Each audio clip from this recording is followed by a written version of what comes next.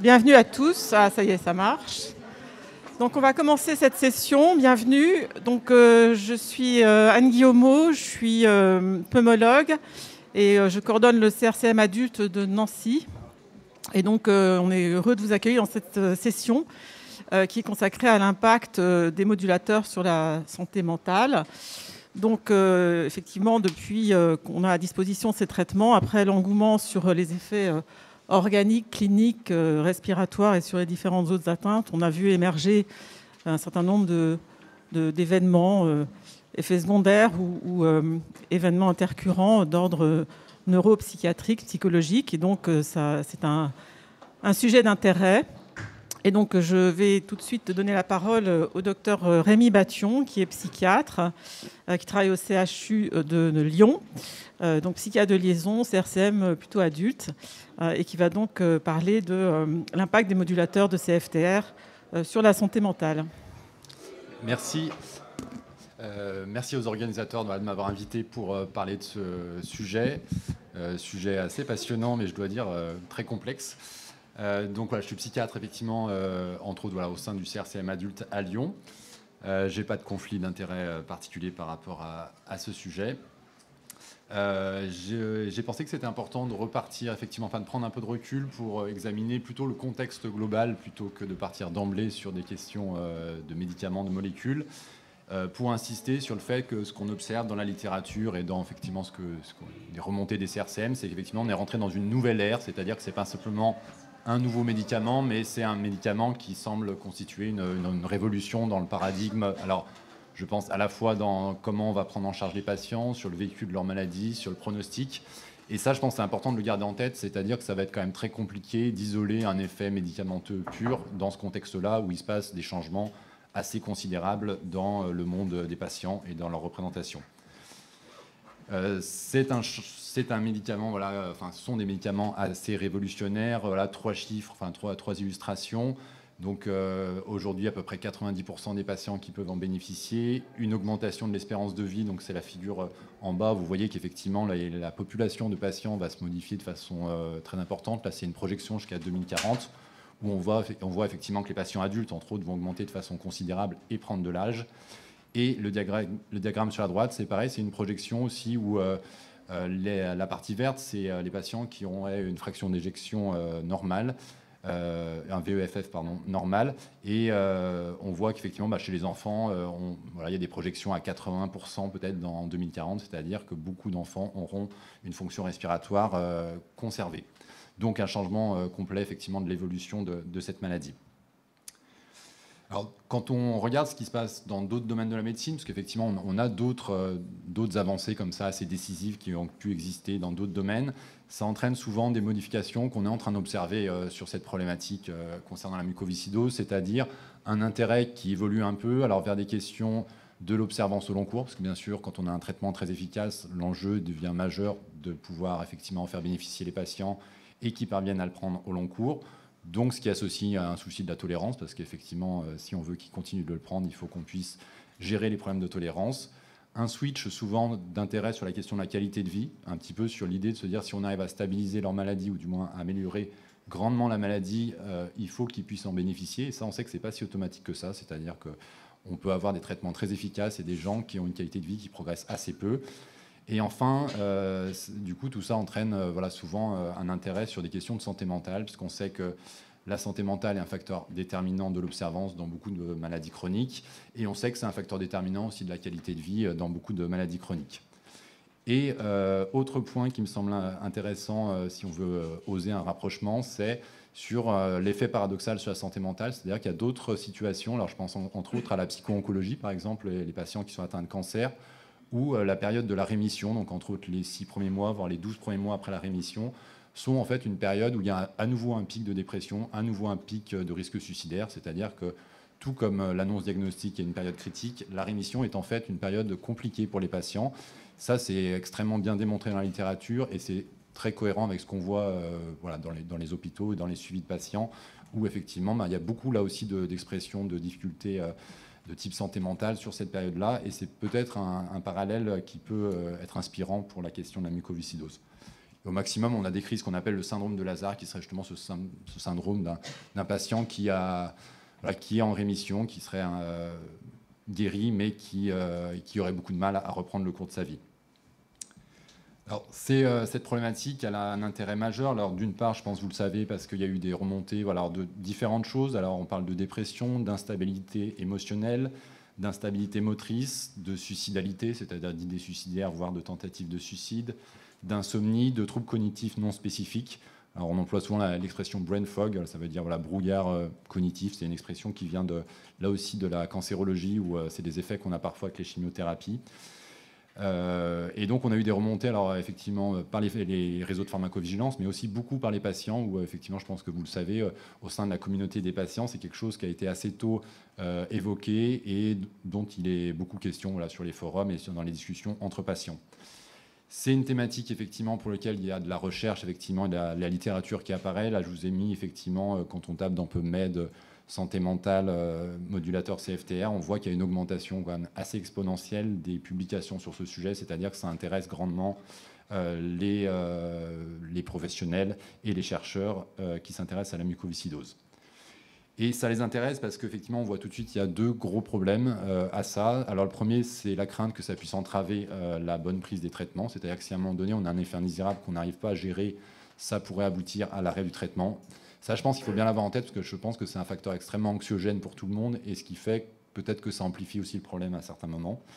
Et l'autre aspect, c'est effectivement, on parle quand même d'effets indésirables potentiellement graves, puisqu'on parle entre autres de tentatives de suicide, ce qui fait effectivement toute l'importance de cette question. Alors tout ça aboutit effectivement, comme vous le savez, en juillet 2023, à ce que l'Agence européenne de la médecine émette effectivement cette modification en signalant effectivement dans les informations sur le Kaftrio la chose suivante: il existe des cas de dépression, d'idées suicidaires, voire de tentatives de suicide.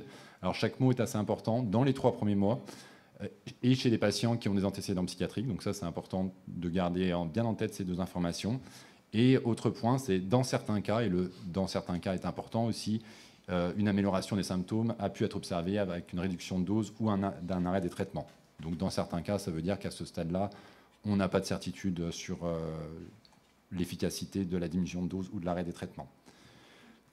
Alors, ce que je vous propose, c'est effectivement d'essayer d'envisager finalement qu'est-ce qui a pu changer chez ces patients. Parce que ce qui est certain, c'est que tous les CRCM, je pense, ont des exemples de patients effectivement qui ont authentiquement traversé des périodes difficiles ou traversent des périodes difficiles, on va dire, dans les premiers mois qui suivent l'introduction de ces traitements. Et donc, j'ai essayé de réfléchir à tout ce qui peut changer chez les patients et d'essayer de voir effectivement où est-ce qu'on a des facteurs peut-être explicatifs. Donc, bien sûr, on va parler du médicament, mais on va aussi parler... Alors, il y a une piste qui est: est-ce qu'il y a des effets du médicament qui pourraient avoir des impacts sur la santé mentale? Alors, par exemple, de modifier l'inflammation au niveau systémique, est-ce que ça pourrait en retour modifier la santé mentale? Je vais insister quand même finalement sur les difficultés d'adaptation des patients, parce que ça me semble être un point très important. C'est que, encore une fois, quand on extrapole à partir d'autres situations, toutes les pathologies où il y a des traitements qui modifient de façon assez brutale quand même le pronostic, on a des difficultés d'adaptation qui sont assez fréquentes. C'est-à-dire que c'est un peu attendu quand même que les choses n'aillent pas de soi pour les patients, effectivement, malgré le caractère très positif de ce traitement, si on observe juste les paramètres physiologiques de leur maladie. Une autre piste qui est les interactions pharmacocinétiques, parce que souvent on en parle, c'est est-ce qu'il pourrait y avoir des interactions entre autres les psychotropes et les modulateurs qui pourraient expliquer ces dégradations au niveau de la santé mentale. Et enfin, 2 points qui me semblent aussi très importants, dont on parle souvent moins dans les papiers. Alors moi, ce que j'appelle l'effet démasquant, je n'ai pas trouvé un terme plus joli. J'essaierai de vous expliquer un petit peu ce que c'est à travers des cas cliniques. Et l'idée aussi quand même qu'il y a probablement un effet d'augmentation de l'expression des plaintes, c'est-à-dire que les patients aussi peut-être expriment davantage de plaintes en santé mentale, ce qui ne veut pas dire qu'elles n'étaient pas présentes avant, mais peut-être qu'elles étaient moins exprimées. Donc on va essayer de regarder un petit peu tous ces différents aspects. Alors de quoi on parle pour faire un état des lieux? Alors ça tombe assez bien, parce que du coup en février de cette année, il y a eu un article assez important qui a été publié par une équipe américaine et allemande qui s'est donné les moyens de faire le point de la littérature sur cette question-là. Alors sur l'impact spécifiquement des modulateurs, du Kaftrio, l'impact sur la dépression et les idées suicidaires. La question elle est limitée à ceci, avec des résultats qui sont assez clairs pour eux, c'est-à-dire ils disent donc dans les essais cliniques il n'y a pas de différence avec le placebo, donc ça on le savait déjà, c'est-à-dire que dans les essais cliniques on n'a jamais mis en évidence une augmentation de la dépression, ou il n'y a pas plus de dépression dans le bras actif que dans le bras placebo. Il y a un certain nombre d'études, donc ils en citent 3 études et 9 communications de congrès, donc ça fait quand même près de 1000 patients qui ont été suivis de 3 à 12 mois avec des échelles de dépression sous Kaftrio. Et aucune de ces études ne montre une aggravation des scores de dépression, c'est-à-dire quand on considère la population dans la globalité, les scores de dépression ne s'aggravent pas, soit ils s'améliorent, soit ils sont stables.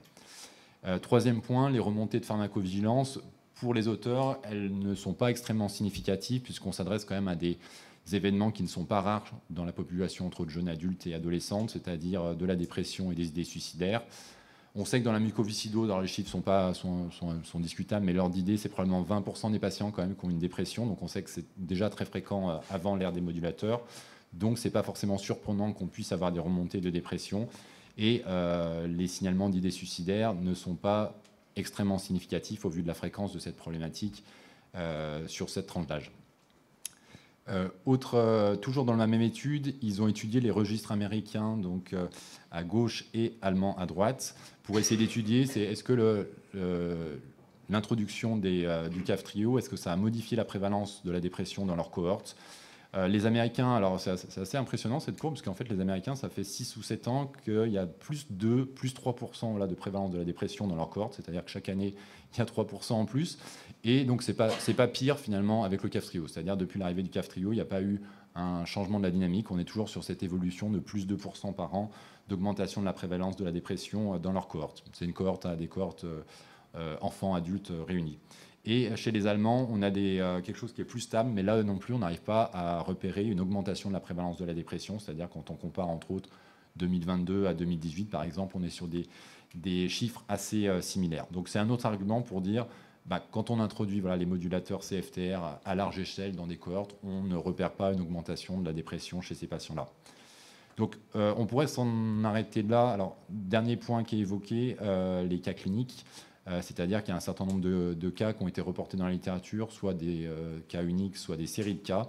Alors, il faut avoir bien en tête que c'est quand même assez peu convaincant. Alors, d'une part, parce qu'il y a très peu de publications, et que les publications, c'est au maximum 10 cas, rarement plus. Toutes ces descriptions de patients, il y a des facteurs confondants qu'on a du mal quand même à éliminer, c'est-à-dire souvent la présence d'un trouble psychiatrique préalable. Là, on est toujours un petit peu à se dire, est-ce que vraiment c'est le Kaftrio ou est-ce que c'est simplement une rechute ou une majoration d'un trouble psychiatrique qui était déjà existant.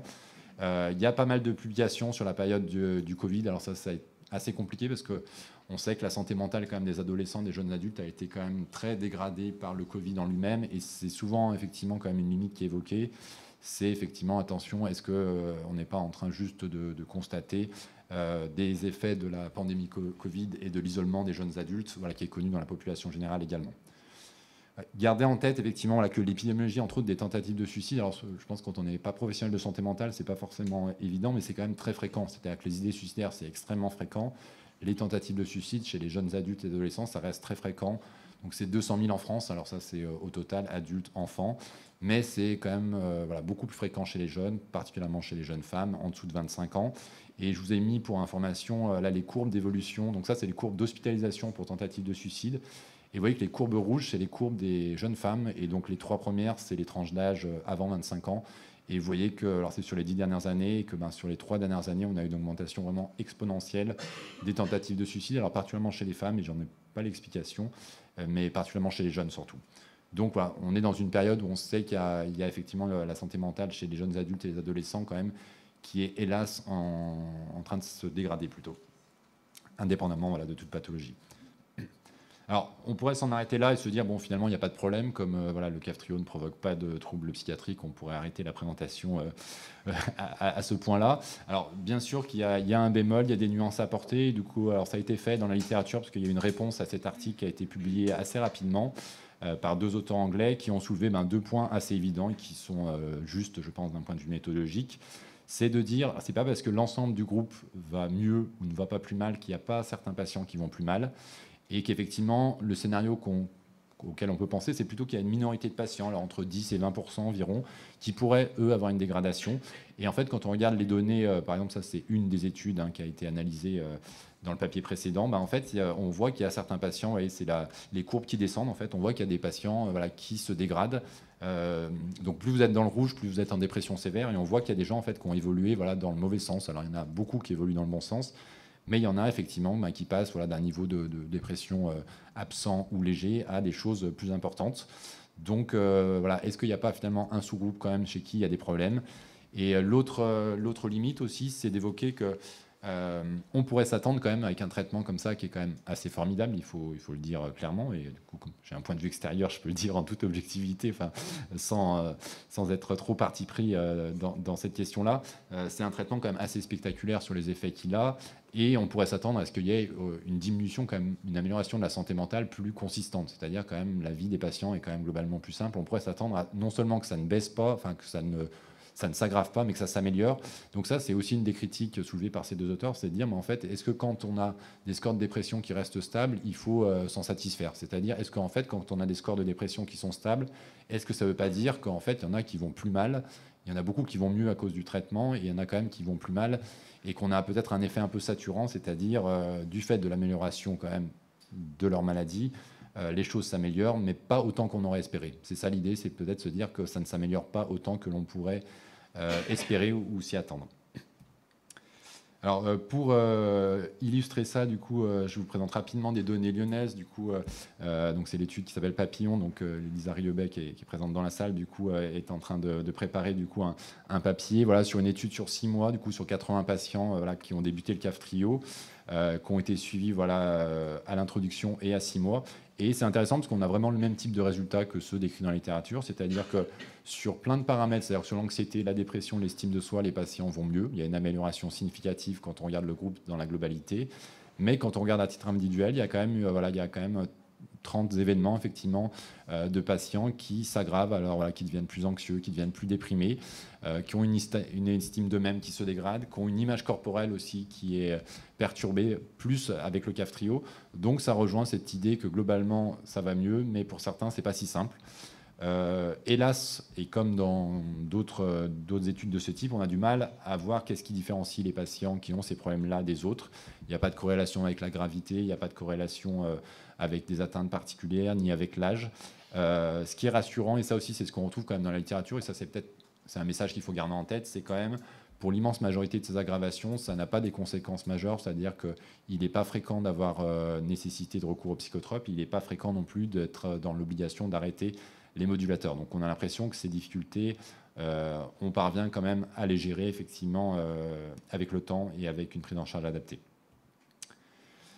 Donc les différentes hypothèses, donc il y a l'hypothèse médicamenteuse, pareil effectivement de savoir que le fait que des médicaments puissent provoquer des effets indésirables psychiatriques, c'est pas exceptionnel. Enfin, on a vraiment des exemples dans d'autres domaines qui sont aujourd'hui caractérisés. Alors il y a des antiépileptiques par exemple, où on sait vraiment que il y a des personnes effectivement qui vont présenter par exemple des dépressions qui sont vraiment induites aux médicaments. On a un certain nombre d'exemples. Ce qui est très fréquent, c'est que souvent c'est très compliqué d'en être sûr. Et par exemple, il y a l'isotrétinoïde, qui est un dérivé de la vitamine A qu'on utilise dans l'acné depuis 30 ans, je pense à peu près, où on n'a toujours pas résolu le problème. C'est-à-dire que depuis quasiment son introduction, il y a effectivement des inquiétudes sur le fait que ça puisse aggraver de la dépression, provoquer des idées suicidaires. Et je crois que le débat, il n'est toujours pas réglé aujourd'hui. Parce qu'on est un peu comme dans la mycoviscidose, dans une situation, c'est des jeunes qui ont effectivement une dépression déjà quand même qui est assez prévalente, un mal-être qui est assez prévalent et que c'est très difficile d'arriver à isoler l'effet du médicament de leur trajectoire indépendante du médicament. Alors, les critères d'imputabilité, ça c'est intéressant de revenir à ça, c'est des choses assez basiques pour les pharmaciens et les gens qui font de la pharmacovigilance. Alors il y a des critères, effectivement, alors il y a les critères de Naranjo, qui sont des critères américains, ou la méthode de Bego, qui est une méthode française. Quoi qu'il en soit, ça rejoint un petit peu les mêmes choses, c'est-à-dire que pour dire qu'un médicament entraîne un effet indésirable, il faut une imputabilité chronologique. Alors ça veut dire l'effet indésirable apparaît quand on introduit le médicament, alors en général c'est quand même dans un délai compatible, c'est souvent quelques semaines au maximum. Quand on l'arrête, ça s'améliore, et si on le redémarre, ça le reprovoque. Ça, c'est l'idéal, c'est-à-dire quand on arrive à vraiment montrer que quand on l'arrête, ça s'améliore, et quand on le redémarre, ça recommence, on est à peu près sûr de l'imputabilité. Il y a des critères sémiologiques, c'est-à-dire est-ce qu'il y a des diagnostics différentiels ou des causes autres que l'on pourrait mettre en évidence? Est-ce qu'il y a des facteurs favorisants qui pourraient favoriser l'effet indésirable qu'on décrit? Est-ce qu'il y a des examens paracliniques qui peuvent étayer les choses? Et surtout, il y a effectivement, est-ce qu'on a un rationnel pharmacodynamique, c'est-à-dire est-ce qu'on a une raison de penser que le médicament en question puisse provoquer une telle chose? C'est-à-dire qu'on essaye quand même toujours de se dire, c'est bien beau de l'observer, mais il faut quand même qu'on puisse avoir un début d'explication pour pouvoir envisager qu'il y a un lien entre les deux. Il y a l'imputabilité extrinsèque, qui est le fait de regarder est-ce que ça a déjà été décrit ailleurs. Il y a l'effet dose, c'est-à-dire que si plus on augmente la dose, plus l'effet indésirable est fort, c'est un bon argument aussi pour penser qu'il y a une causalité. Et enfin, l'absence de taux toxique, c'est-à-dire qu'on parle de iatrogénie quand on est à des doses thérapeutiques, c'est-à-dire que c'est une erreur sur la dose, ou si pour des raisons de pharmacocinétique, le patient est en surdosage, c'est un autre problème, c'est un problème de surdosage, ce n'est pas un problème de iatrogénie. Donc, les critères d'imputabilité chronologique, quand on regarde la littérature, alors, c'est quand même, effectivement, c'est décrit dans la période initiale. Alors attention, c'est vrai qu'il y a des cas qui sont décrits, des fois de choses qui apparaissent à 9 mois. Ça, je suis assez personnellement suspicieux. Je pense que c'est un peu plus difficile quand même d'être convaincu par ce type de description. Donc c'est, on va dire, dans le premier mois ou dans les 3 premiers mois. La réponse à l'arrêt n'est pas clairement établie, c'est-à-dire dans les remontées qu'on a, il y a un certain nombre de patients qui, alors soit les patients d'eux-mêmes arrêtent, soit en accord avec leur équipe, ils arrêtent le traitement. C'est pas si clair que ça. Il y a des patients qui s'améliorent, il y en a d'autres qui ne s'améliorent pas franchement. On peut pas, aujourd'hui, je pense qu'on peut clairement pas dire si sur ces cas-là, effectivement, on a des réponses systématiques. Il faut savoir quand même que les remontées, et c'est que l'arrêt n'est pas tellement envisageable ni pour le patient ni pour l'équipe, c'est-à-dire quand même, dans un certain nombre de cas, les patients sont quand même assez réticents à pouvoir l'envisager, et puis les équipes aussi, en particulier dans des cas de mucoviscidose sévère. Alors, il y a une stratégie que vous connaissez peut-être, qui est l'inversion de dose, c'est-à-dire de prendre le Kaftrio le soir et le Kalydeco le matin, donc une seule molécule le matin, 3 molécules le soir. Ça, j'ai eu beaucoup de mal à chercher, alors en fait, parce que je crois qu'il n'y a pas de raison, c'est-à-dire on a l'impression que c'est un patient qui a proposé ça en premier, il n'y avait pas eu de rationnel très précis. Le rationnel qu'on pourrait voir en cherchant bien, c'est qu'alors du coup, on a moins de doses de l'IVA en faisant ça. Donc voilà, si effectivement c'est celui-là qui provoque l'insomnie, entre autres, peut-être que d'en avoir moins le soir, ça pourrait améliorer l'insomnie, mais c'est à peu près tout ce qu'on peut dire. Alors, on pourrait dire ça ne mange pas de pain. A priori, on n'a pas l'idée que ça puisse dégrader l'efficacité. Ça peut marcher, donc pourquoi pas l'essayer, mais en sachant bien qu'on n'a quand même pas vraiment de conviction ni d'explication très claire sur pourquoi il y aurait une meilleure tolérance psychique. Peut-être sur l'insomnie, ça a un petit peu plus de sens. Ensuite, effectivement, la stratégie qui serait de baisser la dose, c'est beaucoup discuté. Donc le risque évident, c'est effectivement d'être moins efficace. Dans la littérature, il faut savoir qu'il y a quand même quelques séries. Alors c'est pareil, c'est des séries d'un nombre assez faible de patients, 10, 15 patients, où ils ont réussi à baisser les doses en gardant une efficacité et en améliorant globalement la santé mentale. Alors, il y a certains auteurs qui proposent d'utiliser la mesure du chlore dans la sueur pour essayer effectivement d'avoir une idée un petit peu justement de l'efficacité qu'on a du traitement et de se baser sur ce paramètre intermédiaire pour chercher la dose optimale sans regarder la clinique, parce qu'effectivement, on peut se dire que quand il s'aggrave au niveau clinique, c'est déjà un petit peu tard. Et donc, il y a certains auteurs qui, avec cette méthode, ont plutôt des bons résultats. Il y a une série sur 13 patients. Globalement, ils disent qu'ils ont réussi sur les 13 patients à la fois à améliorer la santé mentale et à garder une efficacité du traitement. La réintroduction, elle est très rarement faite dans la littérature, et on ne sait pas bien ce qui se passe. On a l'impression qu'elle est faite souvent de façon différée, c'est-à-dire qu'on a pas mal de patients qui arrêtent, qui reprennent, qui arrêtent, qui reprennent, et qu'au final, quand même, on a plutôt l'impression qu'il y en a pas mal qui arrivent à reprendre. Ce qui est peut-être un message d'espoir aussi. C'est peut-être effectivement, et peut-être une chose à avoir en tête, c'est de se dire qu'il ne faut probablement jamais fermer la porte définitivement à ce niveau-là. Voilà. Dans certaines situations, il était décrit des changements de modulateurs, mais c'est effectivement, je pense, pas toujours possible en fonction des mutations. Alors, la question des mécanismes, qui est une question assez intrigante, parce qu'effectivement, au départ, on a du mal à imaginer pourquoi ces modulateurs CFTR auraient des effets en santé mentale. Deux pistes quand même sérieuses. La première, c'est que le CFTR est exprimé au niveau du système nerveux central, au niveau de l'hypothalamus, entre autres, donc ce qui pourrait expliquer des impacts sur le rythme circadien, mais il y en a probablement un peu de partout dans le cerveau. C'est très difficile, et je ne suis pas sûr que quelqu'un sache précisément à quoi il sert dans le détail. Ce qui est étonnant, c'est qu'on n'a pas trop de manifestations neurologiques et psychiatriques dans la mucoviscidose. Donc c'est vrai que s'il y a des anomalies du CFTR dans le cerveau, elles n'ont pas l'air d'être trop parlantes. Alors il y a l'hypothèse qui pourrait avoir un sens, c'est peut-être que les patients qui ont une muco ont grandi avec un cerveau qui n'avaient pas un CFTR fonctionnel. Et donc, il y a eu des mécanismes d'adaptation à ce défaut-là. Et que le jour où on active le CFTR, ça pourrait peut-être créer une sorte de déséquilibre qui pourrait entraîner des troubles neuropsychiatriques. Voilà, ce sont des hypothèses assez vagues et qui mériteraient des études. Deuxième piste qui, à mon sens, est un peu plus étayée, c'est effectivement le fait que l'ivacaftor, du coup, alors sur des modèles in vitro, du coup, c'est une molécule qui agit sur des récepteurs à la sérotonine, donc principalement les 2C et les 2A. Et donc, c'est l'ivacaftor, mais aussi ses métabolites. Donc, le métabolite M1 qui est un métabolite actif, mais aussi le M6 qui est un métabolite inactif. Tous ont une action en fait sur des récepteurs sérotoninergiques. Dans ce papier qui date de 2018, voilà, sur des modèles animaux de dépression, il y avait même un effet antidépresseur, c'est-à-dire que sur des modèles de dépression, ça améliorait voilà, les marqueurs de dépression. Alors des doses qui ne me semblent pas très physiologiques, parce que c'est 40 mg kilo. Donc pour dire effectivement, voilà, possible que ça puisse jouer sur les systèmes sérotoninergiques, on a ces éléments-là. Alors, les sous-récepteurs à la sérotonine, c'est très compliqué. Je vais essayer de ne pas vous perdre, mais pour vous dire qu'est-ce que ça pourrait faire voilà, d'agir sur ce récepteur 2C et 2A. Alors, le 2C, en fait, quand on le stimule, ça va moduler d'autres neurotransmetteurs, donc ça va diminuer la noradrénaline et la dopamine. Ça pourrait être responsable des effets indésirables des antidépresseurs en début de traitement.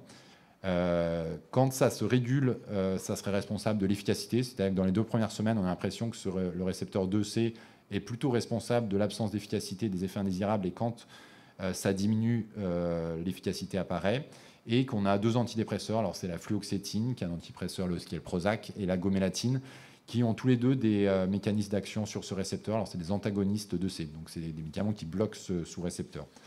Et le 2A, on sait que, voilà, que les hallucinogènes agissent dessus. Ce qui est intéressant, c'est qu'on sait qu'il y a plusieurs médicaments avec des effets indésirables psychiatriques, dont la mefloquine, les favirenz, donc c'est des antirétroviraux et des anti-malaria, qui se fixent sur ce récepteur-là, et qu'on a pas mal d'antidépresseurs qui sont plutôt antagonistes. Mais l'idée qu'en étant agoniste sur ce récepteur-là, c'est-à-dire en l'activant, on puisse provoquer des effets indésirables psychiatriques, ça fait plutôt sens. Même si, encore une fois, c'est assez compliqué. Voilà la question de la sérotonine, parce qu'en fonction des sous-récepteurs, on peut avoir des choses un peu différentes. Donc, ce qu'on peut dire au final, et ça, c'est un message peut-être qu'il faut essayer je pense qu'il faut essayer d'expliquer aux patients. Je pense qu'ils sont tout à fait en mesure de le comprendre et ça peut les aider. C'est que l'ivacaftor, voilà, pourrait avoir un effet sur les systèmes sérotoninergiques. Ces systèmes, on sait qu'ils régulent pas mal de fonctions importantes comme le sommeil, l'anxiété, l'humeur, et qui interagissent avec d'autres neurotransmetteurs qui ont aussi ces rôles-là. C'est pas simple de déterminer l'effet que ça peut avoir, effectivement, l'ivacaftor en vraie population, d'autant plus qu'il y a probablement des effets variables selon l'âge, selon la durée d'exposition, selon les doses. Et si on extrapole à ce qu'on sait des antidépresseurs sérotoninergiques, donc les ISRS, il y a un syndrome qui est assez intéressant, c'est le syndrome d'activation. Donc ce qui est décrit, c'est quand on débute un traitement antidépresseur, on peut avoir une association d'anxiété, d'insomnie, d'irritabilité, d'agitation et de suicidalité. C'est-à-dire une période où les patients vont plus mal. Et ce qui est quand même intriguant, c'est que ce qui remonte voilà, sur le Kaftrio, ça ressemble quand même un petit peu à ça, quand même, quand on y regarde de loin, avec effectivement une espèce d'agitation, une espèce d'instabilité. Ce syndrome d'activation, il est plus fréquent chez les jeunes et chez les personnes qui ont un trouble bipolaire. Il est plus fréquent aussi quand on a des taux sériques élevés, donc ce qui peut être aussi intéressant par rapport au Kaftrio. Et ce qui est aussi une bonne nouvelle, par contre, c'est que ça se régule souvent, ça disparaît avec le temps. Alors, les effets indirects sur la maladie indirecte, je ne vais pas trop en parler. Alors, c'est effectivement des hypothèses qui sont souvent dites dans la littérature. C'est est-ce que les modifications sur l'inflammation périphérique ou les modifications de la flore intestinale, est-ce que ça pourrait avoir un impact sur la santé mentale en recours? C'est souvent cité, en fait, c'est purement théorique. C'est-à-dire, je crois qu'on n'a aucune idée de comment ça pourrait marcher. Je pense, pour l'instant, on ne peut pas trop avancer sur cette piste-là. Et donc les difficultés d'adaptation qui, à mon sens, sont assez fondamentales, parce que je pense qu'on peut dire on ne sait pas grand-chose quand même sur le Kaftrio, sur les effets biologiques. Par contre, finalement, sur qu'est-ce que c'est que de vivre un chamboulement existentiel voilà, quand on a une maladie chronique de ce type-là, finalement, on le sait bien par d'autres maladies. Donc ça, c'est important de le dire aussi, je pense, aux patients, c'est de leur dire on s'attend à ce que ce ne soit pas forcément simple pour vous. Alors, ce que les patients font beaucoup remonter, c'est il y a des changements en fait, sur le temps consacré aux soins. Voilà, d'un seul coup, ils ont quand même beaucoup plus de temps à eux, beaucoup moins de temps avec des soignants. Il y a des possibilités de se projeter à court terme, voire à moyen et long terme qui sont modifiées. Il y a le changement du regard des autres, de l'identité sociale. Il y a certains patients effectivement qui décrivent bien qu'ils avaient fait un peu un deuil anticipé, c'est-à-dire qu'il y a des choses qui s'étaient interdites, avoir des enfants, avoir un travail, voilà, parce qu'ils avaient des projections qui étaient trop sombres sur l'avenir, et d'un seul coup finalement ça, voilà, ça se modifie. J'ai un exemple assez frappant d'un patient de 51 ans là, qui est en train effectivement de faire une formation pour peut-être travailler pour la première fois de sa vie, parce qu'effectivement il avait complètement sorti ça de sa tête, et là effectivement ça devient une possibilité aujourd'hui, et on peut imaginer qu'à 50 ans effectivement se poser ces questions-là, c'est pas simple. Certains patients aussi ont pu m'exprimer qu'ils ressentaient une certaine pression, c'est-à-dire comme s'ils avaient un supplément de vie, comme s'ils avaient eu un cadeau, et qu'il y avait une pression de se dire bah, maintenant il faut vraiment que j'en fasse quelque chose de bien et d'important, parce que c'est une chance inouïe. Et quelque part, ça provoque une espèce d'anxiété. Certains patients m'ont aussi évoqué qu'ils avaient des angoisses de mort en me disant mais finalement avant il y avait une chose de rassurant, c'est que je savais que j'allais mourir de la mucoviscidose, et je savais que voilà, ça progresserait on va dire doucement, et qu'à un moment donné, j'aurai une idée du moment de ma mort. Maintenant, je ne sais plus du tout à quel moment ça va arriver, et je ne sais pas quelle en sera la cause, et finalement, ça m'angoisse presque plus qu'avant.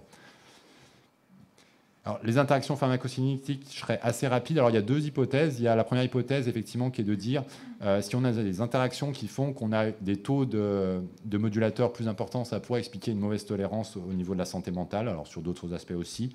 Et ça, c'est pas exclu parce qu'on a des doses plutôt uniques. On sait qu'il y a beaucoup de mécanismes par lesquels l'absorption et le métabolisme des médicaments peut être modifié dans la mucoviscidose. Voilà, l'absorption qui est liée effectivement à la prise des lipides, l'insuffisance pancréatique, les problèmes effectivement de ralentissement du transit, et pour certains effectivement des problèmes de métabolisme, là entre autres avec d'autres médicaments. L'autre piste qui a souvent été évoquée, parce que souvent les patients justement qui ont eu ces problèmes-là, ils avaient déjà des psychotropes, c'est de dire est-ce que les modulateurs voilà, pourraient modifier le métabolisme des psychotropes. Finalement, c'est souvent évoqué, et ça, je pense, c'est pas très convaincant aujourd'hui, en particulier avec le Kaftrio, parce qu'il y a finalement assez peu de médicaments avec lesquels ça pourrait arriver, puisque le Kaftrio est quand même peu inducteur, finalement, enfin modifie peu le métabolisme des autres médicaments, et du moins pas tellement les antidépresseurs. Alors, l'effet démasquant, c'est effectivement l'idée qu'un certain nombre de patients avaient des troubles psychiques parfois anciens qui étaient masqués. Alors voilà, parce qu'effectivement, on était trop préoccupé par la santé physique. J'ai un exemple rapide, effectivement, d'un patient de 19 ans qui a un trouble neurodéveloppemental assez complexe. Il a un retard mental, un TDAH, des troubles 10. Ça se passait pas trop mal jusqu'au Kaftrio, et depuis Kaftrio ça va moins bien. En fait, un des effets, enfin c'est son éducatrice qui me disait ça, elle me disait mais avant il allait 2 à 3 fois par an au CRCM, il était hospitalisé, ça lui faisait du bien, nous ça nous faisait une pause, ça lui faisait une espèce de rupture et ça allait bien. Et maintenant il fait plus de décompensation, il est plus hospitalisé et c'est plus compliqué au foyer. Donc vous voyez, ça c'est un effet, je pense vraiment que finalement la maladie, la prise en charge masquait finalement un trouble psychique qui était déjà présent. Je vais peut-être pour peut-être terminer, qu'on ait le temps pour les questions, les messages vraiment importants. Alors, c'est effectivement de dire l'évaluation des difficultés psychiques, elle doit être systématique, alors en particulier au moment de l'introduction des traitements, et puis répétée par la suite.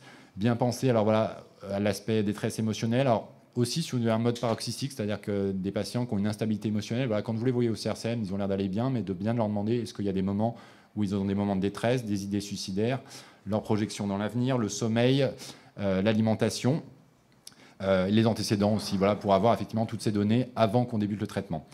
Ensuite, c'est important, je pense, aujourd'hui, de discuter de ces aspects de façon assez ouverte avec les patients, de dire ce qu'on sait, de ce qu'on ne sait pas, d'être quand même globalement rassurant, c'est-à-dire que c'est important aussi de citer l'étude que j'ai détaillée au début pour dire finalement, globalement, ça se passe quand même très bien pour beaucoup de patients. Et quand c'est plus compliqué, on a quand même l'impression que souvent, on arrive à trouver des solutions et ça finit par s'améliorer. De les suivre de façon très systématique, c'est-à-dire effectivement, peut-être que la santé mentale est un argument pour revoir les patients quand même très vite après l'introduction, de façon régulière. C'est une responsabilité partagée, donc ça, je pense qu'il faut vraiment se dire que c'est tous les acteurs qui doivent participer et s'assurer d'une collaboration, si possible, avec la psychiatrie de liaison. Et enfin, pour la question, voilà, quand il y a des problèmes, qu'est-ce qu'on doit faire? Donc, toujours évaluer précisément la sémiologie, comment ça a évolué, est-ce que c'était présent avant? Évaluer les autres facteurs explicatifs, voilà, sans les négliger, c'est-à-dire effectivement un patient qui a des difficultés d'adaptation par rapport à son vécu corporel, par rapport aux projections dans l'avenir aussi, prendre en compte cet aspect-là, éliminer les problèmes de pharmacocinétique, bien évaluer les risques suicidaires, et effectivement, si l'imputabilité à l'issue de ça vous semble forte, proposer des stratégies probablement de switch en première intention, éventuellement de diminution, dans le cadre d'une décision partagée avec le patient, en l'éclairant bien voilà, sur les risques aussi que cela peut comporter. Voilà, je vous remercie de votre attention.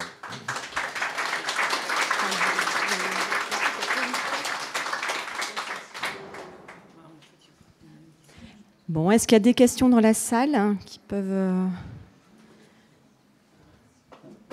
venir profiter de cet échange pour poser vos questions?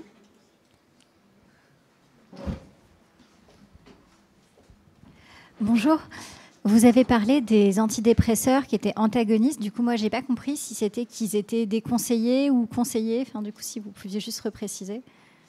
Alors, non, c'est que les antidépresseurs, ils ont un mécanisme plutôt inverse de celui du Kaftrio. Donc, ce qui veut dire que, c'est très schématique, mais que le Kaftrio a un mécanisme inverse des antidépresseurs. Donc, ça veut dire que, possiblement, effectivement, il peut provoquer de la dépression. Et donc, non, la réponse, très clairement, c'est qu'effectivement, il y a une place pour les antidépresseurs. Et encore plus, effectivement, sur ces arguments-là, ça pourrait, on va dire, corriger, effectivement, possiblement ce défaut-là. Mais le temps peut suffire aussi. L'idée, c'est quand même que parfois, d'attendre aussi, ça peut peut-être permettre que les choses, elles se normalisent.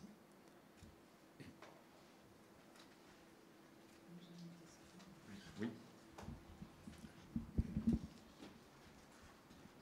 En termes de repérage, dépistage, suivi, vous préconisez l'utilisation de questionnaires. On fait, si possible, avant mise sous traitement. J'ai compris que c'était surtout les 3 premiers mois qui étaient la période à risque. Qu'est-ce que vous proposez en pratique?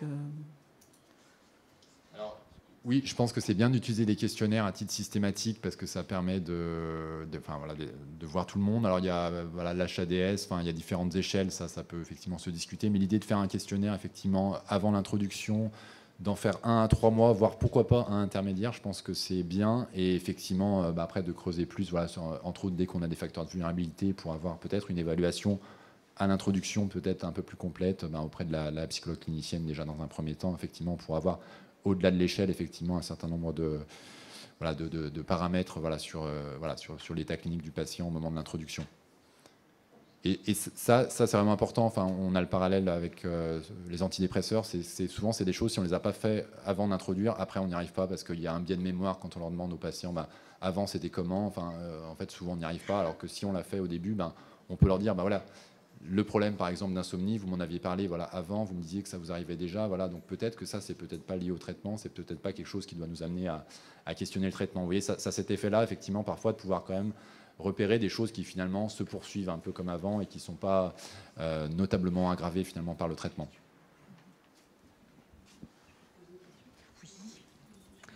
Bonjour, j'ai une question. Alors, petite histoire, j'ai pu avoir, en fait, j'ai été en études cliniques sur le Symkevi il y a 8 ans déjà. Et déjà à l'époque, en fait, quand j'ai rempli les questionnaires, on ne m'a jamais demandé mon sommeil, comment ça se passait, tout ça. Donc, c'était une période de ma vie où il y avait beaucoup de choses qui se passaient. Donc, j'ai commencé à perdre le sommeil déjà à cette époque-là. Donc, je n'ai jamais réfléchi. Il y a 2-3 ans en arrière, quand on a commencé vraiment après à donner le Kaftrio à tout le monde a commencé à dire « Ah ben nous, on ne dort plus, tout ça ». Et donc, il y a des moments où je me dis, moi, il y a 8 ans déjà en arrière, je ne dormais pas. Donc, je me dis, peut-être que la 3e molécule, en fait, ce n'est pas celle-là qui nous empêche de dormir. Et en fait, quand des fois, j'en ai eu parlé quand je m'en suis rendu compte, que j'ai pu le dire au moment de Vertex, tout ça, une fois, ils m'ont écrit en me disant, non, mais ce n'est pas un sujet, vous respirez. Sauf que ça fait 8 ans que je ne dors plus. Donc, des fois, je me dis, c'est peut-être déjà sur les 2 premières molécules qu'il faut peut-être réfléchir à ça, quoi. C'était juste une petite... Oui, vous avez raison que effectivement, on parle tout le temps des modulateurs. Effectivement, on n'arrive pas trop à différencier. Enfin, souvent, ceux qui ont été sous Calideco tout seuls ou Orkambi tout seul, ils dormaient peut-être déjà tous à l'époque. Moi, je ne l'ai jamais pris, on ne me l'a jamais donné parce que je n'y avais pas accès. Mais j'ai eu accès qu'à cette époque-là au Symkevi. Depuis 1 an, je suis passée sous Kaftrio. Je ne dors toujours pas. Je dors l'après-midi, je fais une micro-sieste tout à l'heure. Mais voilà, il y a tout ce côté-là où, je dirais, tous ceux qui l'ont testé en amont il y a très longtemps, il y a quelques temps, j'ai posé la question à d'autres médecins qui m'ont dit on n'a pas de recul. J'ai dit qu'est-ce que vous appelez? Moi, ça fait 8 ans, je trouve que le recul, il est quand même, puis on est plusieurs comme ça. Ben oui, mais en fait, ils considèrent que le recul commence depuis qu'il a été mis sur le marché. Je pense qu'il faut peut-être chercher aussi, c'est ce que je ressens moi, à ceux qui le prennent depuis avant, quand on était en études ou quoi, et que de tout ce qu'on a vécu, parce que nous, on a été les premiers testeurs. On n'était peut-être pas nombreux en France à le faire, mais on ne nous a jamais posé ces questions-là dans nos questionnaires de satisfaction au niveau de Vertex. C'était montez-vous un escalier, descendez-vous l'escalier, mangez-vous bien, avez-vous de... Oui, après 15 kilos, mais bon, ça, c'est pas... Mais je ne pensais pas en plus qu'à l'époque, même au niveau du poids, pour moi, ce n'était pas une histoire de modulateur. Je n'avais pas mis la tranche. Puis en fait, un jour, j'ai croisé d'autres problèmes gastriques. Et en fait, le gastro-entérologue, il me dit oui, mais en fait, votre estomac, vos intestins, tout ça, ils sont vides maintenant. Vous n'avez plus de mucus. Donc, vous les avez vidés. Maintenant, il faut toujours le remplir parce que vous étiez habitué. Et donc, je pense qu'il y a tout ça qu'il faut peut-être réfléchir aussi à tous ceux qui l'ont pris avant. C'était... voilà. Merci. Merci. Bon, on va peut-être passer à Alexandre Perret, psychologue au centre d'addictovigilance au service de pharmacologie médicale de Bordeaux, qui va nous présenter les conduites à risque, la consommation des psychotropes chez les adolescents et les jeunes adultes.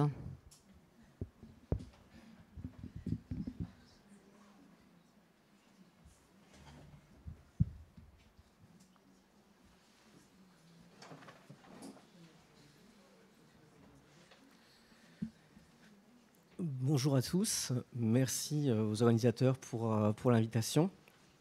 Donc en effet, moi je vais vous parler de drogue en gros. Voilà, je vais vous expliquer un peu d'où je viens et pourquoi je vais avoir ce regard-là. Et j'espère qu'on aura des échanges justement très complémentaires parce que moi je viens vraiment de la drogue et pas du tout de la muco. Donc un petit plan sur le déroulé de l'intervention, un petit propos liminaire, introduction. Ensuite, on parlera de consommation de psychotropes, de conduite à risque, des particularités concernant la mucoviscidose sur les consommations de psychotropes, sachant qu'il n'y a pas grand-chose à ma connaissance, et puis une petite conclusion. Alors en propos liminaire, je vous disais voilà, d'où je parle. Donc moi je travaille en addictovigilance depuis 5 ans. L'addictovigilance, je ne sais pas si vous connaissez. En gros, c'est le pendant de la pharmacovigilance. Vous connaissez peut-être plus, il y en a été question justement là tout à l'heure.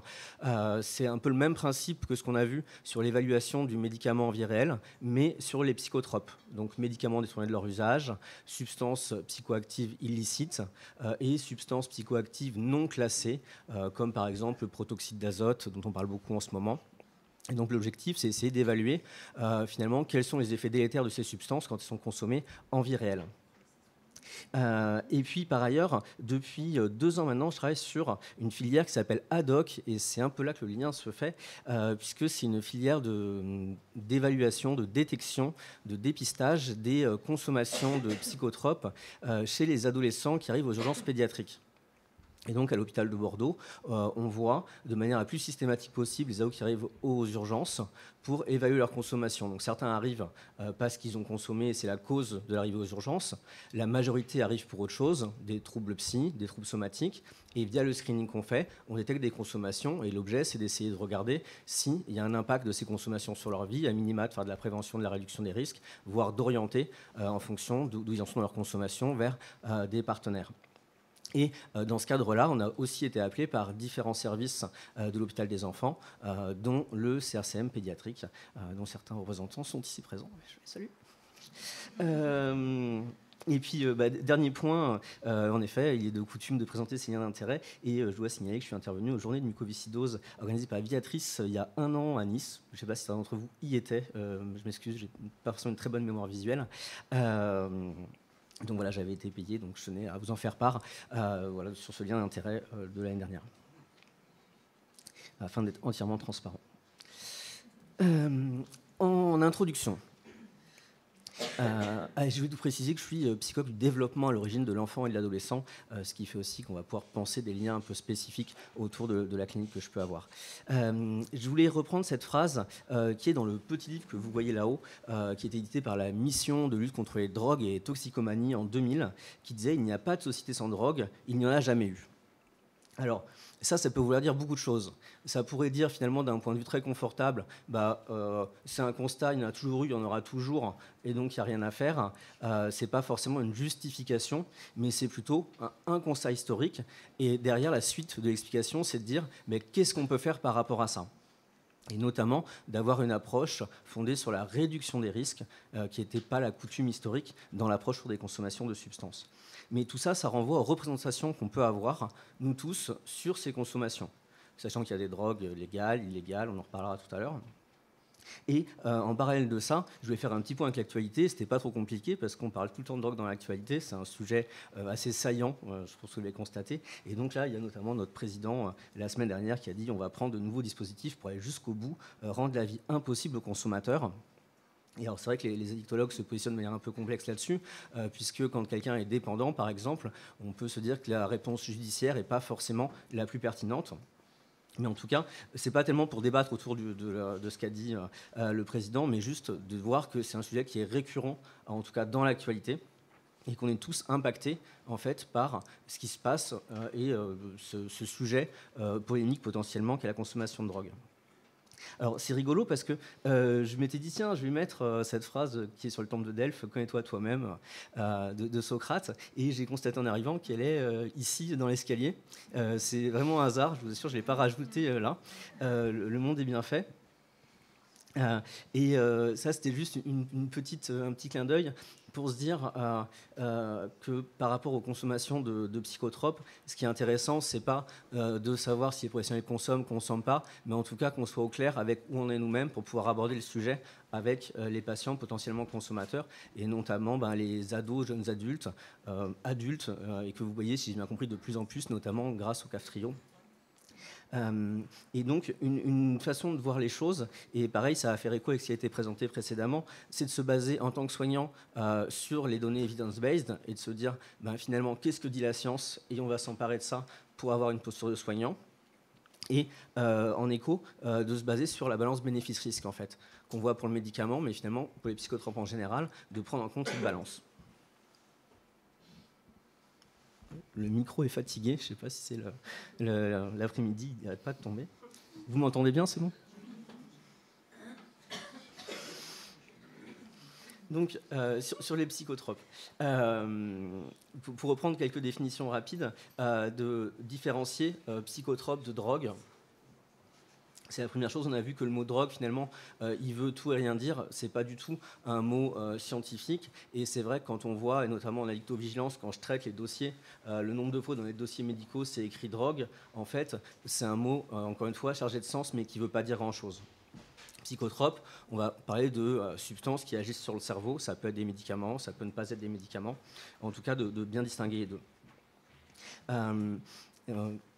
Juste là, vous avez un petit diagramme d'ailleurs qui reprend l'ensemble des psychotropes. C'est le RESPAD qui fait ça, le réseau de prévention des addictions. Si vous ne le connaissez pas, je vous invite à aller sur son site internet qui doit être respad.org de mémoire, mais je n'ai pas de lien d'intérêt avec le RESPAD pour le coup.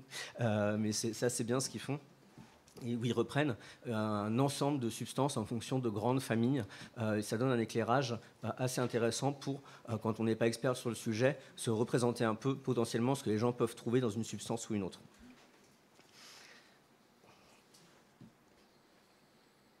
Élément important, on parle de substances, mais en addictologie, il y a quelque chose de fondamental et finalement peut-être inhérent d'ailleurs à une conception un peu holistique de la santé ou de la médecine. C'est l'idée qu'on va prendre en compte l'individu, le contexte, et donc là, dans le cas, aussi la substance. Et c'est ça qui va aider à comprendre l'effet de la substance, voir s'il y a une addiction ou pas une addiction, et de ne pas seulement se focus sur le psychotrope. Alors là, je parle plus avec ma casquette de clinicien qu'avec ma casquette de pharmaco ou d'addictovigilant, parce que l'addictovigilance cible vraiment sur les molécules. Mais pour le coup, dans la clinique, ça va être fondamental, et de prendre en compte finalement le contexte dans lequel la personne va consommer une substance, et évidemment l'individu aussi. On en parlait tout à l'heure, savoir s'il y a des troubles qui sont antérieurs, et du coup la consommation va venir jouer quelque chose par rapport à ces troubles préexistants. Pour comprendre ce qu'est l'addiction, rapidement, on avait une grille antérieure qui est au milieu, là. Je vous ai mis 3 pyramides, d'ailleurs, c'est marrant, je ne savais pas qu'on serait dans le temple Luxor ici, mais voilà, je continue à filer la métaphore du coup avec l'Égypte maintenant, on voyage, c'est bien. Et donc, c'est pas la grande pyramide, mais sur celle du milieu en tout cas, traditionnellement, on évaluait les consommations à 3 niveaux, entre un usage dit simple, un abus et une dépendance. Et c'est positionné comme ça parce qu'en fait, ça correspond aux données de prévalence des consommations. La majeure partie des personnes qui consomment des substances vont être plutôt dans un usage simple. Une partie plus petite va être dans un abus, avec des conséquences, ce que ça veut dire, c'est qu'il y a des conséquences sur la santé ou sur le niveau social.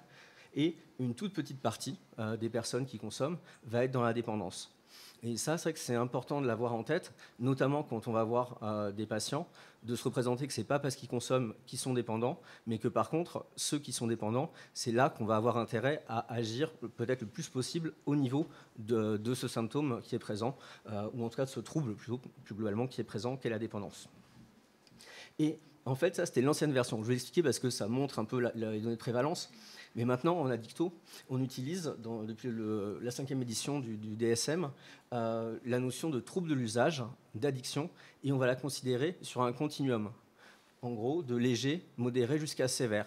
Parce que dans la réalité clinique, et je ne sais pas si vous avez du coup des patients qui consomment, et c'est vrai que vous avez la chance ou le lourd devoir de suivre des patients sur la durée, si j'ai bien saisi, et donc de pouvoir voir évoluer ces consommations aussi en fonction du temps, et passer de l'un à l'autre, c'est vraiment sur un continuum, voire possiblement de changer de substance ou de comportement, parce que vous savez aussi qu'aujourd'hui, quand on parle d'addiction, on parle de substance, mais aussi de comportement addictif.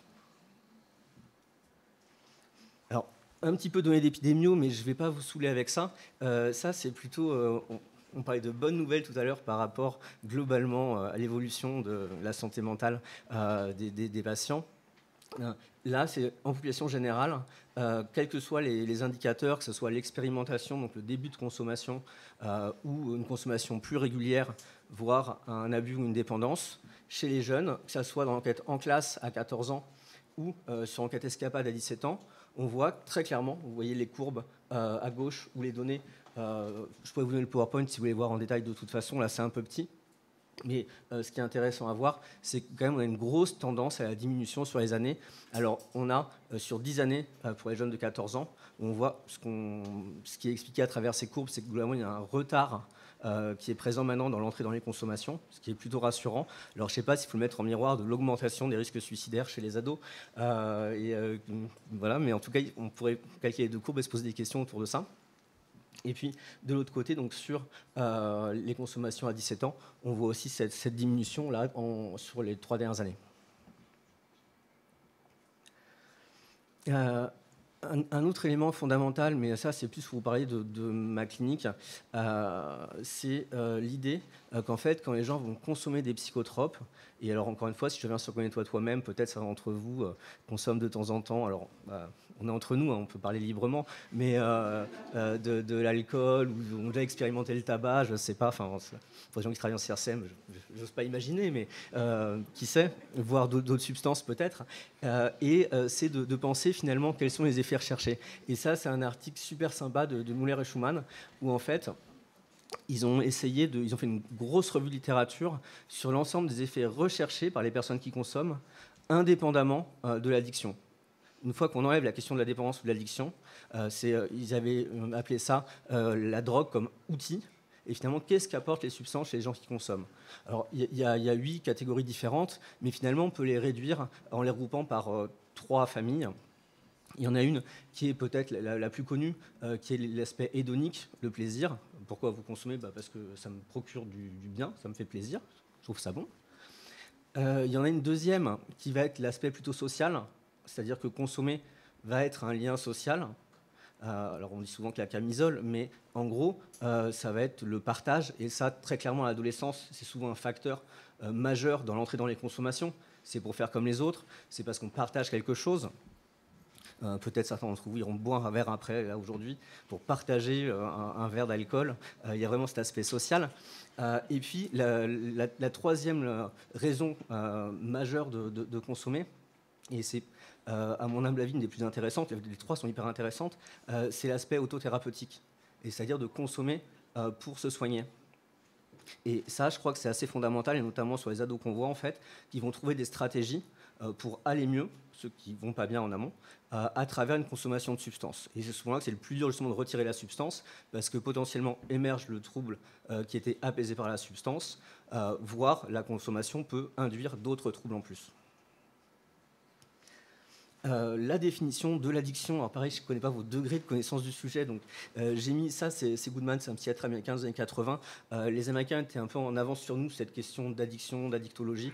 En France, comme pour plein de trucs, des fois on est un peu en retard, notamment pour le Cafrio, si j'ai compris. Non. Mais, en tout cas, pareil, cette définition elle est très bien parce qu'elle prend en compte et la notion de substance et la notion de comportement. D'ailleurs, finalement, là, il ne parle que de comportement. Et le premier truc, c'est que c'est un comportement qui va être présent à la fois soit pour apporter du plaisir ou éviter un déplaisir ou une souffrance interne. Vous voyez, on trouve et les notions hédoniques et les notions autothérapeutiques. Et deuxièmement, qui va être caractérisé par un échec répété à arrêter. Ça, c'est vraiment fondamental. C'est la différence entre, si on prend la question de l'usage simple, par exemple, c'est quelqu'un qui va consommer occasionnellement et qui peut arrêter sans problème. Quand il y a addiction, c'est que ça devient impossible de réussir à faire le choix d'arrêter ou non. Et ça, malgré la connaissance des effets négatifs. Et pareil, je ne sais pas trop, encore une fois, dans vos publics, mais très souvent, les gens qui ont un trouble de l'usage ont bien connaissance des effets négatifs sur leur santé que va provoquer la consommation, et pourtant ils consomment. C'est vraiment un facteur clé. Pour parler maintenant un peu des conduites à risque, parce que finalement, c'était comment est-ce qu'on va intriquer cette histoire de consommation dans les questions des risques. L'addiction, c'est un risque, en fait, parmi d'autres dans les consommations. Et il est non négligeable, et c'est notamment pour celui-là que je suis payé, donc je ne veux pas dire qu'il n'existe pas, mais il y a des tas d'autres risques associés à la consommation de psychotropes, et souvent, ces risques-là sont un peu gommés par cette notion d'addiction qui, au même titre que le mot drogue est très présent dans les médias, aussi le terme d'addiction, d'addictologie aujourd'hui, a pris le devant par rapport aux autres conséquences possibles liées à la consommation de psychotropes. Alors, une des premières façons de voir les choses, c'est la question de l'intoxication aiguë. Ça fait partie, par exemple, des jeunes qu'on peut voir aux urgences. Je pense il y a quelques mois, un ado qui est arrivé et qui avait pris un demi-gramme de kétamine. Alors, je ne sais pas si vous pratiquez l'utilisation de la kétamine, mais en gros, 500 mg, c'est une dose hyper importante. Alors, heureusement, il y a un profil de sécurité pas trop mauvais. Enfin, je parle sous couvert des médecins dans la salle, parce que je ne suis que psychologue, mais en termes de risque cardio-respiratoire, heureusement, il est arrivé et il n'y avait pas de conséquences graves par rapport au malaise qu'il a fait lié à cette consommation importante. Mais en tout cas, les intoxications aiguës liées à des fortes doses, c'est un risque important. On parlait du risque suicidaire chez les jeunes. Les risques associés à des fortes consommations d'alcool en particulier font partie des enjeux de santé publique majeurs chez les jeunes en particulier.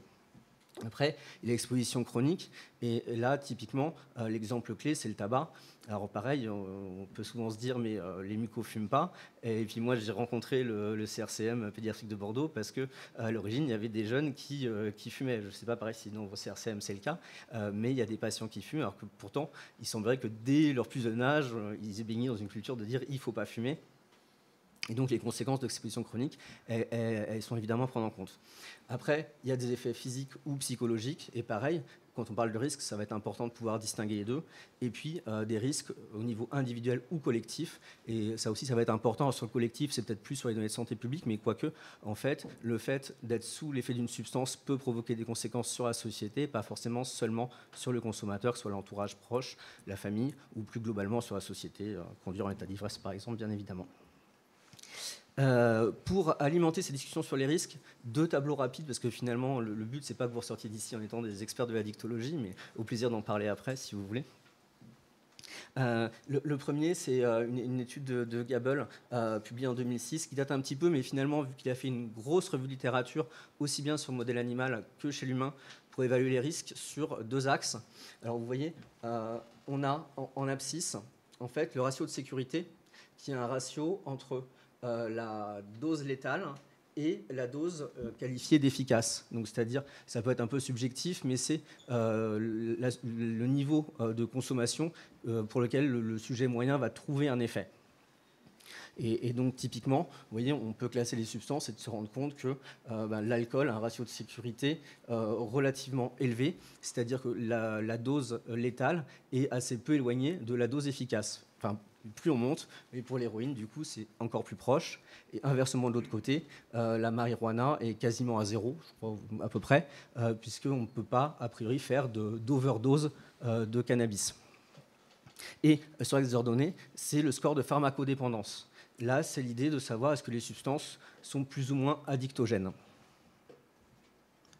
Et un peu pareil, vous voyez, on a l'héroïne tout en haut, et par exemple, relativement bas, on va avoir le protoxyde d'azote, dont on parle beaucoup.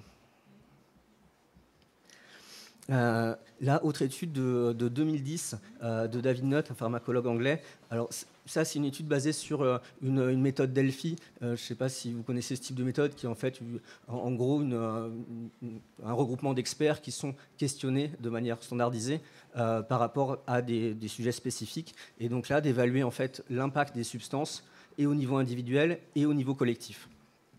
Et ensuite, ils ont établi des scores de dangerosité pour chaque substance, en fait. Et donc là, pareil, en abscisse, le score pour l'individu et en ordonnée pour la société. Alors, troisième partie, donc, qui quelque part est ce qui nous relie aujourd'hui, les questions autour de la mucoviscidose. Donc, comme je disais, je n'ai pas trouvé grand-chose dans la littérature, c'est work in progress de continuer à développer ça. J'ai l'impression qu'il n'y a pas beaucoup de données, en tout cas, mais si vous en avez, je suis vraiment preneur, sur les consommations chez les patients porteurs de mucoviscidose.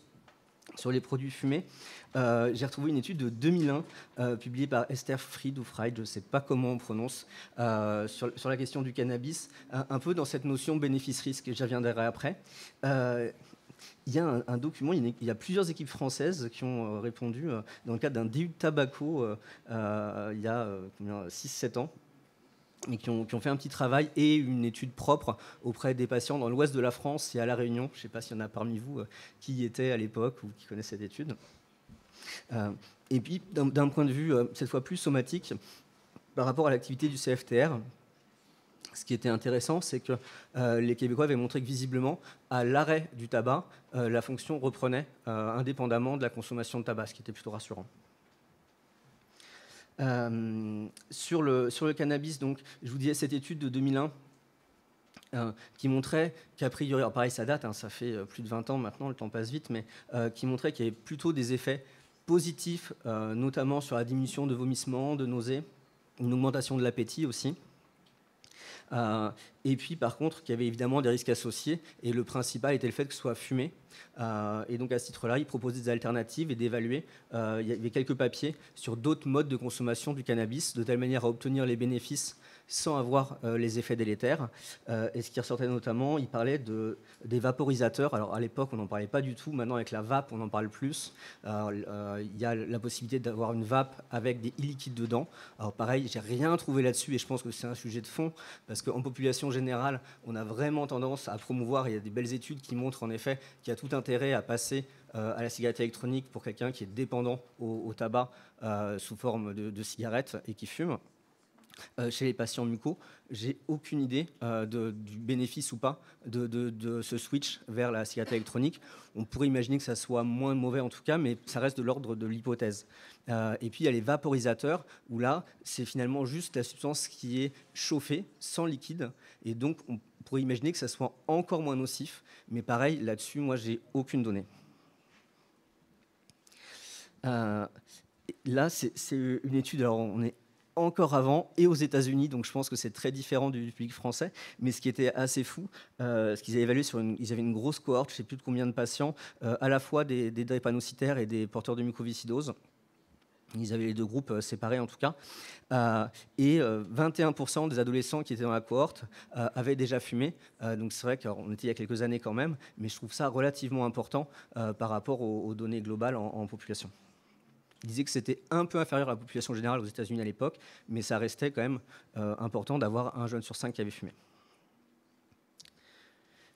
Pour conclure, un petit point par la dictovigilance sur un autre public, qui est donc les patients qui ont les drépanocytoses, puisqu'il y a une enquête FEDRE qui a été menée et qui est hyper intéressante. À l'origine, ils avaient focus sur la question du méopa, puisqu'on sait que c'est très utilisé dans le cadre de cette pathologie. Et l'idée, c'était d'évaluer s'il y avait une addiction particulière qui s'installait ou un trouble de geste qui s'installait chez ces patients-là. Ils ont aussi regardé pour les autres traitements antalgiques, notamment les opiacés.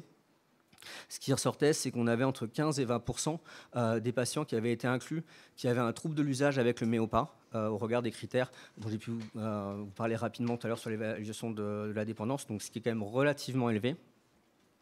Je ne peux pas ne pas vous parler du GTM, et il m'a semblé voir au moins Guillaume dans la salle, peut-être d'autres membres, mais on se voit en visio normalement, donc vous êtes tout petit. Voilà, je ne sais pas s'il y a Suzy, ou je ne sais pas qui est là.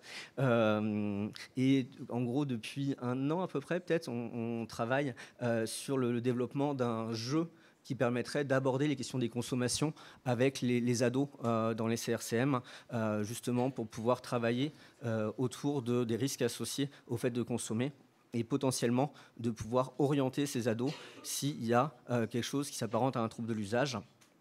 Et donc, voilà, pour finir en take-home message, carrément, si je m'autorise à reprendre la très jolie fin de présentation de mon voisin, c'est l'importance d'aborder la question des consommations, de ne pas la mettre de côté. C'est vrai que moi, j'ai découvert la pédiatrie maintenant depuis 2 ans, et quand on suit des patients de tout bébé jusqu'à temps qu'ils aient 18 ans, peut-être des fois, on ne pense pas forcément qu'ils rentrent dans les consommations. C'est les feedbacks que j'ai eu de pas mal de soignants, en fait, qui ne voient pas forcément arriver ces histoires de consommation, et souvent un peu tardivement.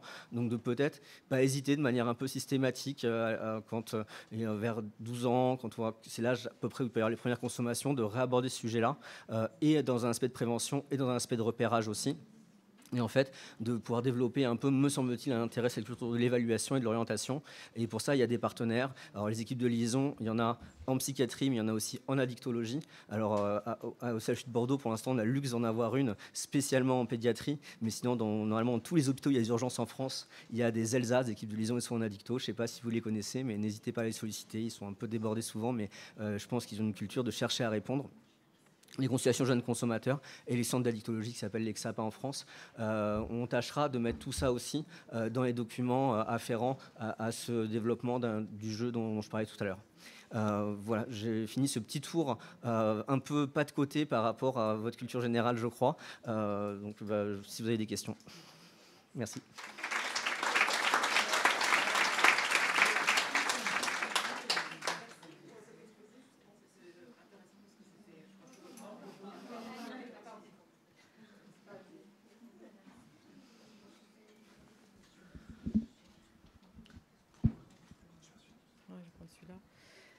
Là, vous m'entendez? Oui, vous m'entendez. Merci, c'était justement intéressant parce qu'il y avait du hors les murs pour nous et pour moi, en tout cas, beaucoup de nouveaux éléments.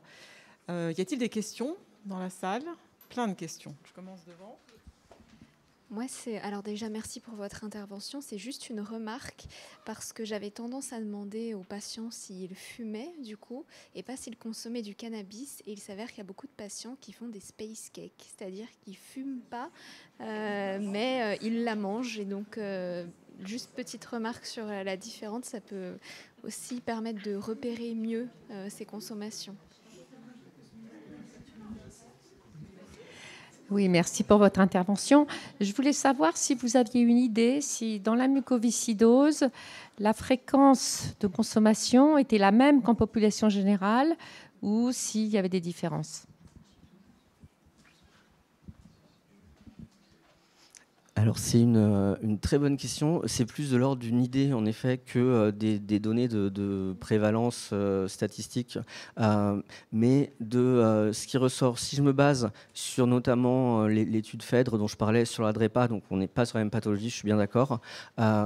On est en tout cas sur une pathologie chronique avec peut-être des suivis un peu similaires ou dans l'idée, et par contre qui a été plus quantifiée.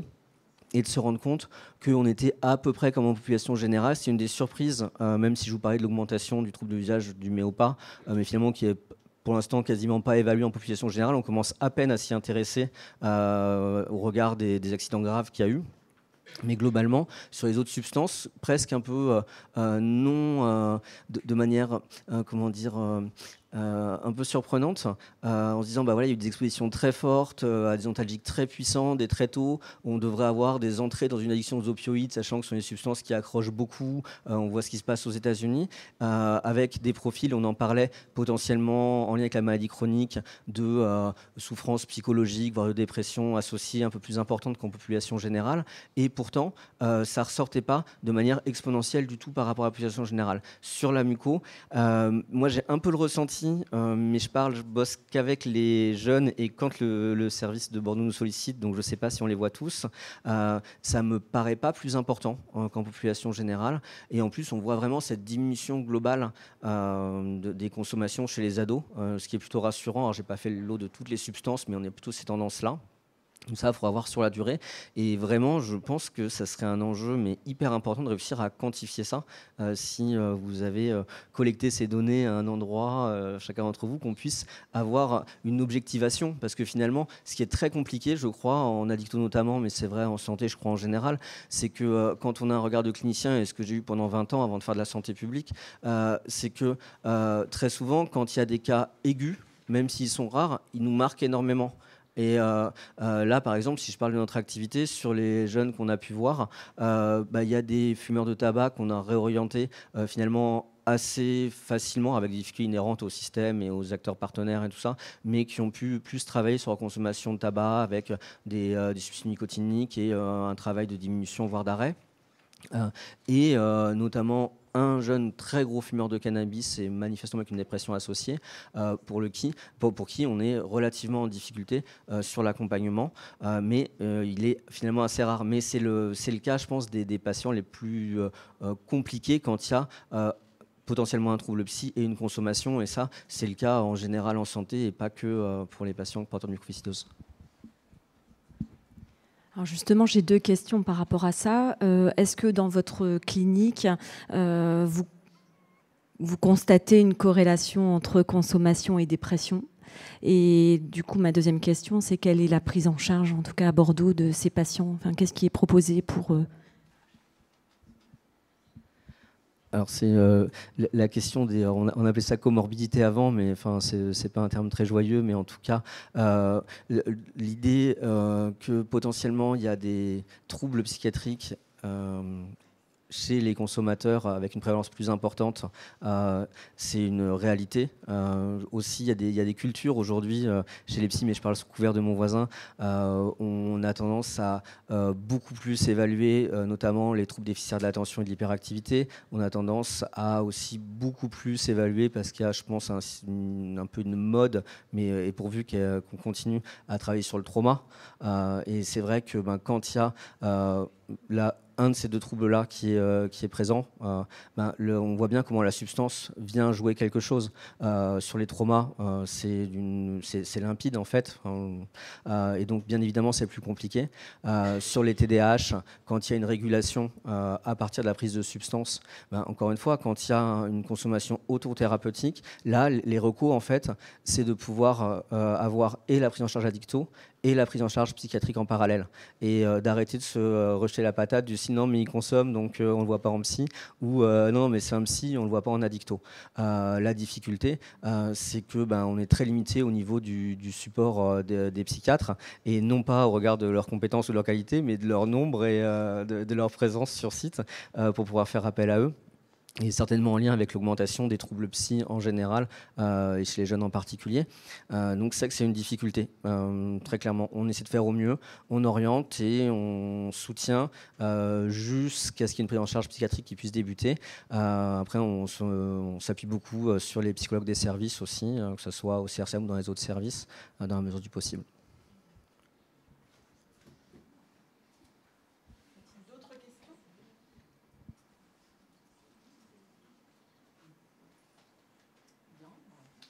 Pas d'autres questions, merci pour votre attention. Merci.